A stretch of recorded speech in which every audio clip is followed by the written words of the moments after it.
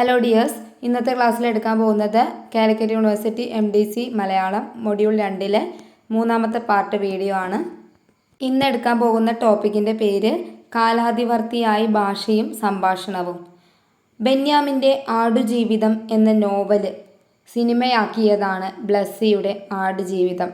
ആടുജീവിതം സംഭവിക്കുന്ന കാലപരിസരം എന്ന് പറയുന്നത് കുവൈത്ത് യുദ്ധത്തിന് ശേഷമാണ്.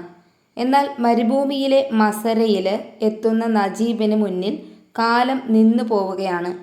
വാഹനത്തിലെ കണ്ണാടിയിൽ സ്വന്തം മുഖം നോക്കുന്ന നജീബിന് അറബി തോക്കിൻ്റെ പത്തി കൊണ്ട് അടിക്കുന്നതിനിടയിൽ നിറഞ്ഞു കവിയുന്ന ടാങ്കും മങ്ങിത്തുടങ്ങുന്ന ബോധത്തിനിടയിലും ഓർമ്മയിലെ ജന്മനാട്ടിലെ ജലസമൃദ്ധിയിലേക്ക് സഞ്ചരിക്കുന്ന നജീബും 2-3 ഷോട്ടുകളിലൂടെ കൃത്യമായി പങ്കുവെക്കുന്നത് നജീബിൻ്റെ മനുഷ്യജീവിതം എവിടെ അവസാനിക്കുന്നുവെന്നും ആടുജീവിതം എവിടെ തുടങ്ങുന്നു എന്നുമാണ്.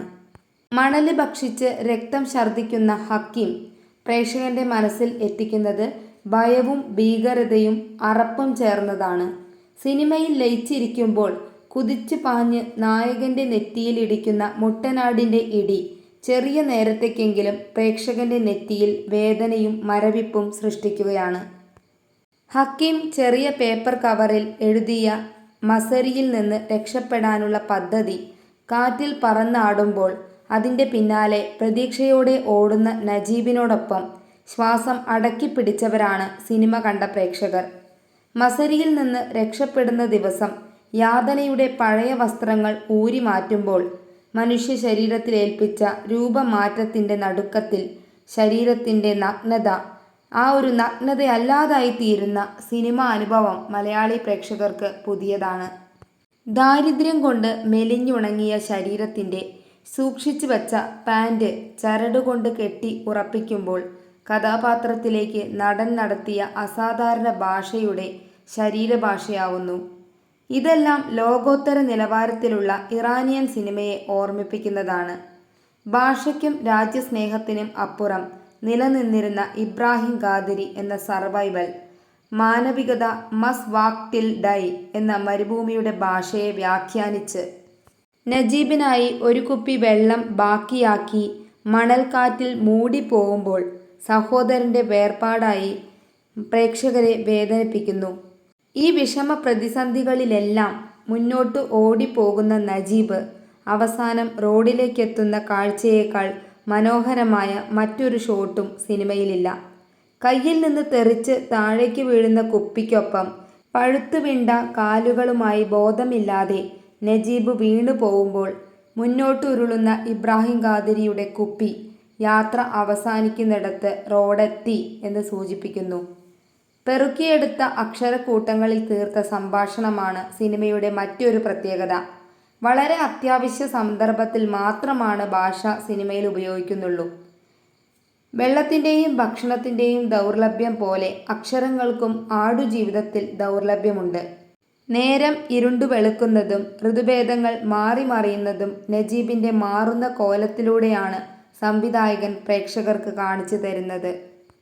ഇവിടെ അറബി കണ്ണാടി പൊട്ടിച്ച് കളയുന്നതിലൂടെ മുഖവും കാലവും മറന്നുപോയ ഒരാളായി നജീബ് മാറുകയാണ്. രക്ഷപ്പെടാൻ ശ്രമിച്ച് പിടിക്കപ്പെട്ട് തോക്കിൻ്റെ പാത്തിയാൽ കാലുകൾ അടിച്ചു തകർക്കപ്പെടുന്ന അയാൾ പട്ടിണി തീർത്ത കൂനും വളവുമായി മസരയിലെ ജീവിതം ജീവിച്ചു തീർക്കുന്നതും മരുഭൂമി താണ്ടുന്നതും മുടന്ത് കാലിലാണ്. നജീബിൻ്റെ ശരീരത്തിൽ ആകെ അവശേഷിക്കുന്നത് തിളങ്ങുന്ന കണ്ണുകളാണ്. നജീബിൻ്റെയും ഒട്ടകങ്ങളുടെയും ആടുകളുടെയും ആശയവിനിമയ ഭാഷയായിട്ട് ഈ മൃഗക്കണ്ണുകൾ മാറുന്നു. ഒറ്റപ്പെട്ടു പോയവൻ്റെ നിസ്സഹായതയുടെ ഭാഷ നഷ്ടപ്പെടുന്നവൻ്റെ കൾച്ചറൽ ഷോക്കിൻ്റെ ഭാഷയായും ഉറങ്ങാനായി ഭൂമിയിലെ അല്പം ഇടത്തിനു വേണ്ടി ആടുകളുമായി വഴക്ക് പിടിക്കുന്ന സർവൈവൽ സ്ട്രഗിളിൻ്റെ ഭാഷയായും പിന്നീട് സാഹചര്യത്തോട് പൊരുത്തപ്പെടുമ്പോൾ സമരസപ്പെടുന്നതിൻ്റെ ഭാഷയായും മാറുകയാണ്. രക്ഷപ്പെടാനുള്ള വഴി തേടുന്നവൻ്റെ യാതനയും ദൈന്യതയും നിഴലിച്ച് മരുഭൂമിയെപ്പോലെ വരണ്ടുപോയ മുഖവും വരണ്ടുണങ്ങി നീലിച്ച ചുണ്ടുകളും സൃഷ്ടിച്ചെടുത്ത സിനിമയുടെ ഭാഷ കാലത്തെ അതിജീവിക്കുന്നവയാണ്. രക്ഷപ്പെടില്ലെന്ന് ഉറപ്പായിട്ടും ഉമ്മയുടെയും ഭാര്യയുടെയും സ്നേഹം നിറച്ച അച്ചാർ കുപ്പിയിൽ നാടിൻ്റെ മണം സൂക്ഷിച്ച് അതിജീവിക്കുന്ന നജീബുമാർക്ക് മാത്രം മനസ്സിലാവുന്നതാണ് ആ ഭാഷയുടെ ആഴം. നമ്മുടെ രണ്ടാമത്തെ മൊഡ്യൂളിലെ അവസാനത്തെ ചാപ്റ്ററാണ് തിരക്കഥയുടെ കഥയില്ലായ്മകൾ. CS വെങ്കിടേശ്വരനാണ് ഇത് എഴുതിയിരിക്കുന്നത്. ഒരു ആശയവും അതിൻ്റെ സാക്ഷാത്കാരത്തിനും ഇടയിലുള്ള ഉപാധികളിൽ ഒന്നാണ് തിരക്കഥ.